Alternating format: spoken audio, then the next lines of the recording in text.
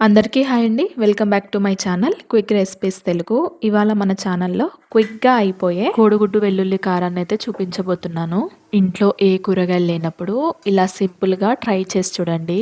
తింటున్నప్పుడు మధ్యలో మధ్యలో వెల్లుల్లిపాయల ఫ్లేవర్ తగులుతూ కొంచెం స్పైసీగా, టేస్టీగా చాలా బావుంటుంది. ఈ క్వాంటిటీ వచ్చేసి ఒక్కళ్ళ వరకే తినొచ్చు. నేనిక్కడ ముందే హాఫ్ గ్లాస్ వరకు రైస్‌ని ఉడికించి పెట్టుకున్నాను. కొంచెం ఫ్రైడ్ రైస్ టేస్ట్ లాగా కూడా అనిపించింది. జస్ట్ 5 ఇంగ్రీడియెంట్స్ యూస్ చేస్తూ చేసిన ఈ కోడిగుడ్డు వెల్లుల్లి కారాన్ని మీతో షేర్ చేసుకుంటాను రండి. రైస్ వేయకుండా జస్ట్ కోడిగుడ్డు వెల్లుల్లి కారం అయితే ఒక 2 డేస్ వరకు మనము స్టోర్ చేసుకొని పెట్టుకోవచ్చు. ఇందులోకి నిమ్మకాయ పిండుకొని ఒక్కొక్క బైట్‌కి ఆనియన్ పెట్టుకొని తింటే ఉంది. ఆహా! మాటల్లో చెప్పలేను, అంత టేస్టీగా ఉంది. ఎగ్ అనేది నోట్లో అలా మెల్ట్ అయిపోతుంది. ఒకవేళ ఇద్దరుంటే క్వాంటిటీ అనేది డబల్ చేసుకోండి. రండి, లేట్ చేయకుండా ప్రాసెస్ లోకి అయితే వెళ్ళిపోదాం. ముందుగా ఒక చిన్న ఆనియన్ని చిన్న చిన్న ముక్కలుగా కట్ చేసుకుందాం. ఆనియన్, లెమన్ అనేది కంప్లీట్ గా ఆప్షనల్ అండి.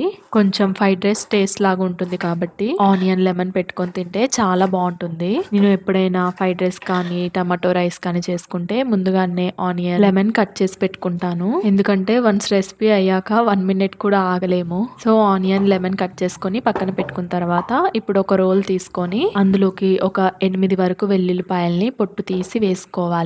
వెల్లుల్లిపాయల్ని మెత్తగా కాకుండా కచ్చపచ్చగా దంచి పక్కన పెట్టుకోవాలి. ఈ విధంగా దంచుకున్న తర్వాత ఇప్పుడు ఇందులోకి చిటికెడు పసుపు, 1 టేబుల్ స్పూన్ వరకు కారం, హాఫ్ టేబుల్ స్పూన్ వరకు ఉప్పు, కొద్దిగంత జీలకర్ర, కొద్దిగంత ధనియాల పొడి వేసుకొని ఇంకొకసారి దంచుకోవాలి.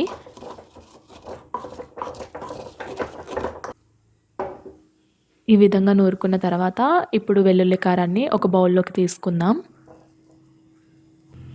ఇప్పుడు ఇదే బౌల్లోకి ఒక ఎగ్ని బీట్ చేసుకొని వేసుకోవాలి.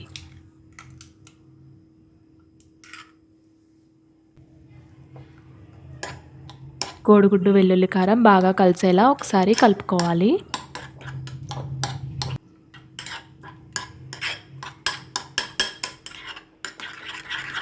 ఈ విధంగా కలుపుకున్న తర్వాత ఇది పక్కన పెట్టేసుకొని స్టవ్ వెలిగించి ఒక కళాయి పెట్టుకొని 2 టేబుల్ స్పూన్ వరకు ఆయిల్ పోసుకోవాలి. ఆయిల్ హీట్ అయిన తర్వాత మనం ముందుగానే కలిపి పెట్టుకున్న కోడిగుడ్డు వెల్లుల్లి కారాన్ని వేసుకొని ఈ విధంగా స్ప్రెడ్ చేసుకోవాలి. ఇప్పుడు లో ఫ్లేమ్లో మూత పెట్టుకొని 1 మినిట్ వరకు కుక్ చేసుకోవాలి. 1 మినిట్ తర్వాత మూత ఓపెన్ చేసి ఇప్పుడు ఎగ్ అనేది టర్న్ చేసుకోవాలి.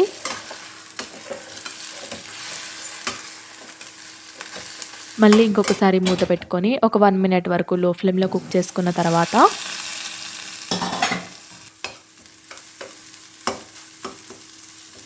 ఇప్పుడు ఎగ్ని చిన్న చిన్న పీసెస్గా కట్ చేసుకోవాలి. ఇందులోకి ముందుగా ఉడికించి పెట్టుకున్న రైస్ కూడా వేసేసి ఈ విధంగా కోడిగుడ్డు అంతా రైస్కి పట్టేలా కలుపుకోవాలి. లాస్ట్లో కొత్తిమీర యాడ్ చేసుకొని స్టవ్ ఆఫ్ చేసుకోవడమే. అంతేనండి, సింపుల్ అండ్ టేస్టీ కోడిగుడ్డు వెల్లుల్లి కారం అయితే రెడీ అయిపోయింది. మీరు కూడా తప్పకుండా ట్రై చేసి టేస్ట్ ఎలా ఉందో కామెంట్ బాక్స్లో కామెంట్ చేయండి. మరో కొత్త వీడియోతో రేపు కలుద్దాం. Until then bye.